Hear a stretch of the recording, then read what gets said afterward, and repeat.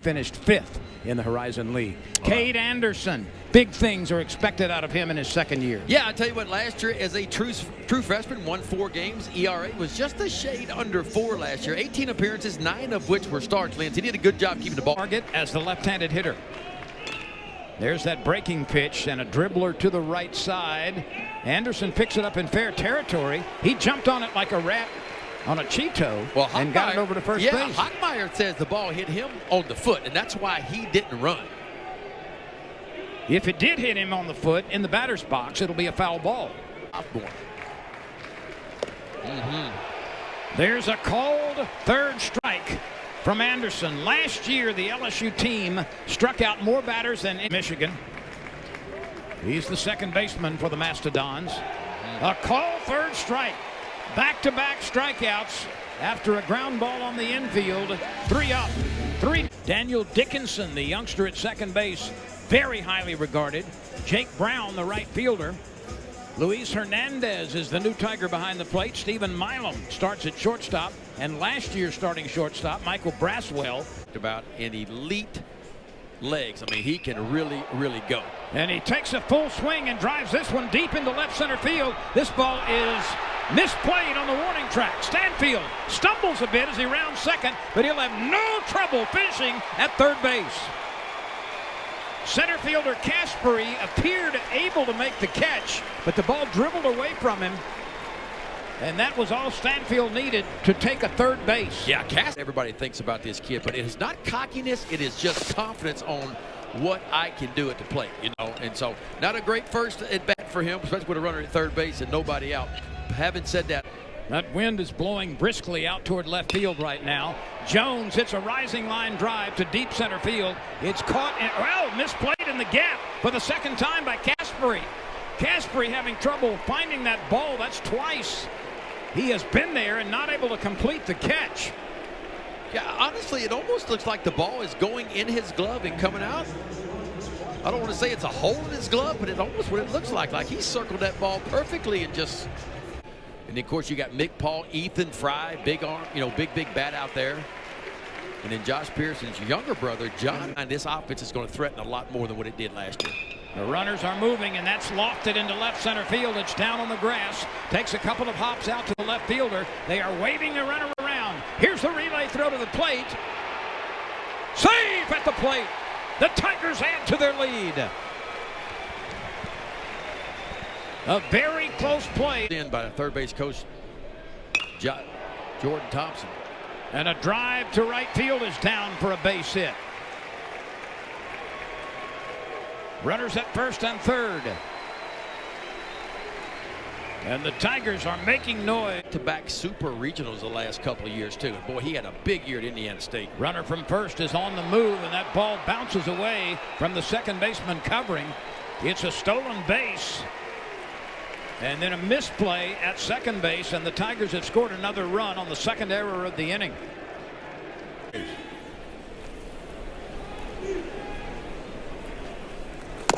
Hernandez leans out and waves at it and can't find it.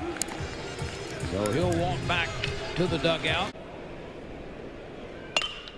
Milam hits it sharply, and it makes it through the infield, knocked down on the grass by the second baseman. Milam drives in a run as he singles sharply off the second baseman's glove, moving to his left. There was no chance for Osterhaus to make that play. It's a huge lead away from first. He's away with the pitch. That's a fair ball. The long throw from one bag to the other is in time. Hilton over to Michaels, and the inning is retired. But LSU bats around and we are so pleased that you have chosen to join us. And again, call a buddy or two. Do him a favor. Tell him the game is on. 22 consecutive years, huh? Me and you together. Yeah. How about that? Doesn't seem like that. No, but I cherish every one of them. You got Purdue Fort Wayne trails 5-0 and another late swing. And that's the third strikeout for Cade Anderson. Waves at a breaking pitch. Strikeout number 4. Win. There's a breaking ball and a called third strike. So after catcher's interference, Hilton, Michaels, and Shirley, and Jones will follow. Fisher threw 41 pitches in the first inning. This ball is lifted to fairly deep center field, but there's plenty of room, and this time Caspery holds on. He's had some. Curiel bunts the other way. It's going to hug the line. They're going to let it roll, and it hits the bag. That was a perfectly placed bunt by Derek Curiel. But morning to you is not necessarily morning to everybody. That bounces in. The runner was on the move. He gets up, and he's on his way to third, and will make it without a throw. So Curiel steals second. Another misfire at second base. I'm not saying that there's a Hall of Famer, but I am saying that if you look at every roster in the SEC right now, in the next few years, you're going to look at SEC clearly strong again. Was it 6 out of the top 10? Dickinson hits a slasher. That's off the wall in left field. Tigers are rounding the bases. Dickinson stops at second base, and he hits a laser. It left a contrail in the air on its way to left field. Daniel Dickinson. This is fisted to the left side and caught by the third baseman Helton. So the inning is out there. Right now, Kate Anderson is making short work. That's smashed sharply past the diving Braswell into left field. A clean base hit at the bottom of the order by Brooks Sailors. Yeah, you talk about a nice. That's a lot of people to make up for. Yeah, and 8 of those were pitchers, too. Braswell is there on the infield grass. You start the new baseball season. They've got the runner picked off. That's Milam covering. The throw from Jones is right to his glove. The tag is applied. And Sailors will be officially not super regional. Absolutely. There's your last 5 winners right there. Tennessee won their first ever title. Of course, Ole Miss a few years back won their first ever national title, as did Mississippi State as well. Hernandez lifts this one near the foul line. It's in fair territory. And second baseman Osterhaus makes the said, "Oh, we birthed a monster."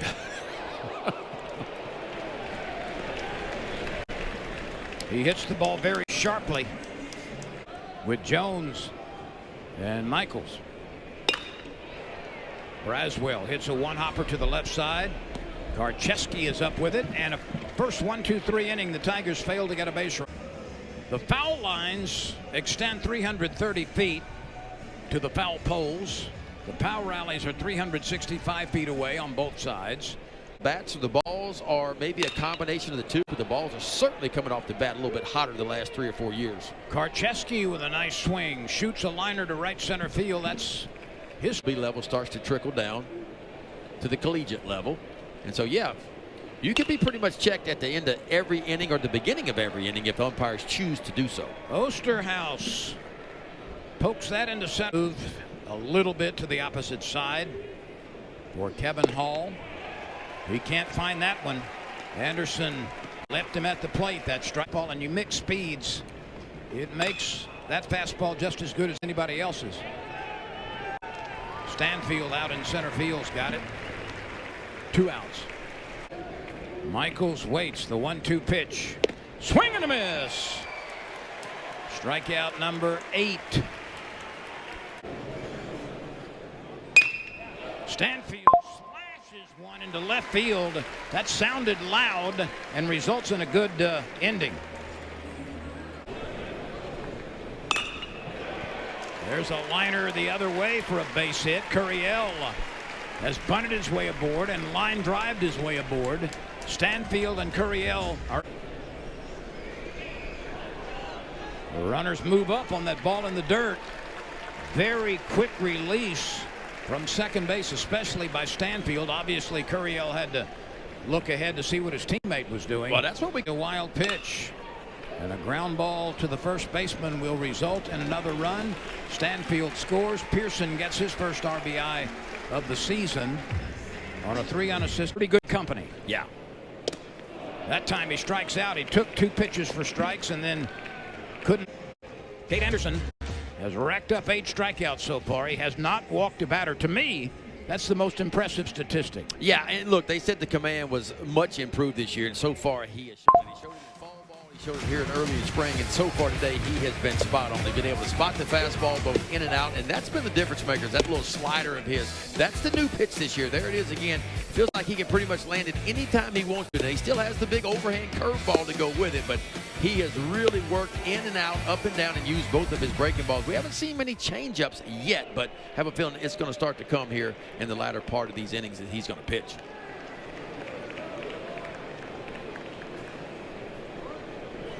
Back in the count. This is lofted into center field and caught as Stanfield leaves his feet, gets up and tries to hurry the throw to second base. But Stanfield was able to get to that ball coming toward the end. Grounded to Milam. He'll make the play at second base. Dickinson is covering, and the side is out. He hits a two-hopper to the right side. Michaels will make the play himself. One down on Sunday. Braswell goes the other way. Right fielder started back, and now he cannot make up enough ground. Hernandez strolls in from third, and Braswell winds up at second base. Hockmeyer in right field started backward to Luke. Breaking pitch, bounce to the left side. A nice pluck by the third baseman. He double clutches and whips it over to get the speedy Stanfield. So Helton, battery for the Tigers, but let's focus on the new pitcher. Yeah, a couple of Texas boys. Osterhaus checks his swing. He went around. How about that too, Lynn? 98 miles an hour, just about chest high. A swing and a miss, and that one was.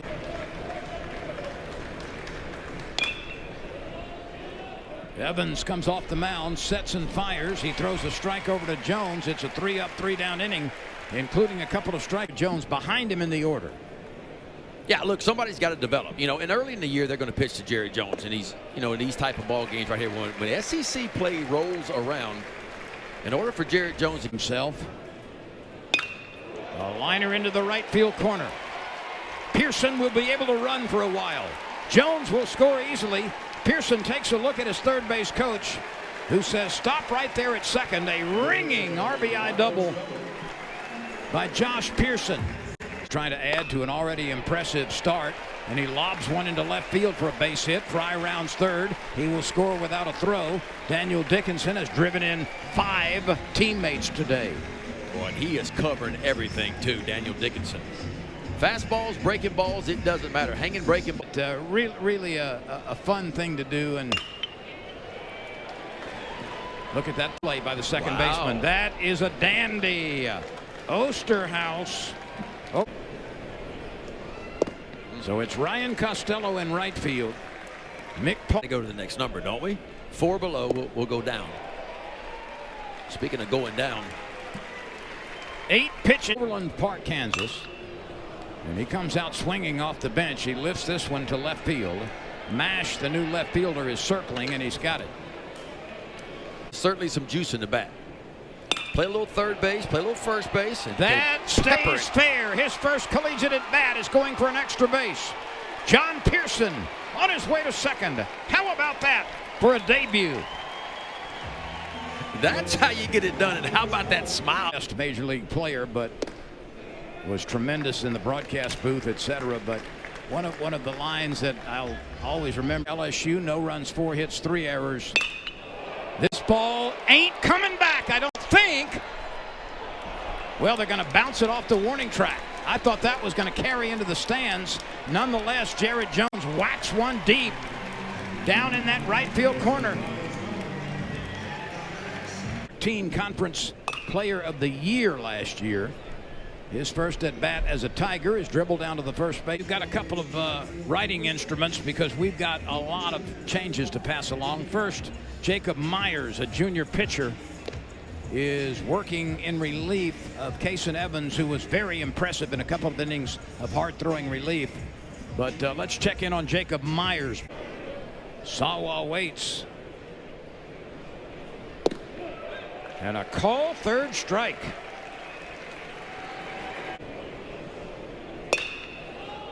Ryan Costello, I think, is playing first base. That's a sure-handed catch by Kate Arambidi.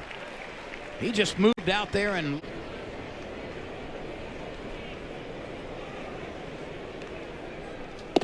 swing and a miss. LSU relief pitch. Marvelous debut. 3 for 4. Couple of doubles. 5 driven in. Osterhaus moves to shortstop. Mick Paul rips one into center field. A clean and solid base hit.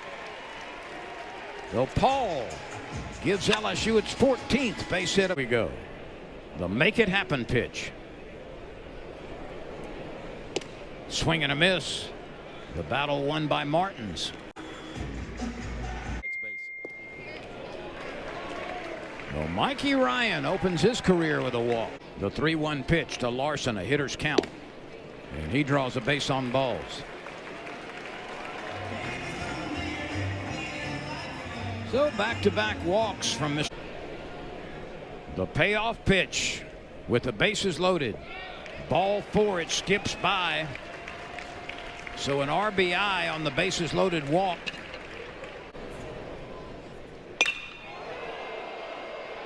This ball will threaten, but it will not leave the yard. It's caught deep in right field.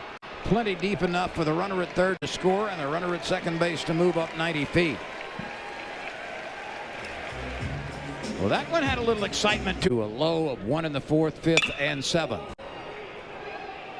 This is up the elevator shaft in right center field. Right fielder staggering around. He's there and he's got it for the out. Williams, a slender 6'4". He carries 200 pounds. He's from Nolan Ryan's hometown, Alvin, Texas. So Cooper Williams comes on to work the 9th inning, making his LSU debut. Yeah, another part of this #1 freshman. Out encouragement right there. That breaking pitch is high. Well, they're going to call it a strike. They say that the batter moved into the path of the ball. Yep, that's the rule now. You don't have to get out of the way of the ball, but you can't make an attempt to try to get hit by the ball. And baseball and little golf, right? And a little golf, that's right. Swing and a miss. The young man comes out of the bullpen. Cooper Williams strikes out the side. And LSU shuts out this Purdue Fort Wayne team. And Ben, collectively, LSU pitchers 17 strikeouts today and one walk. One walk.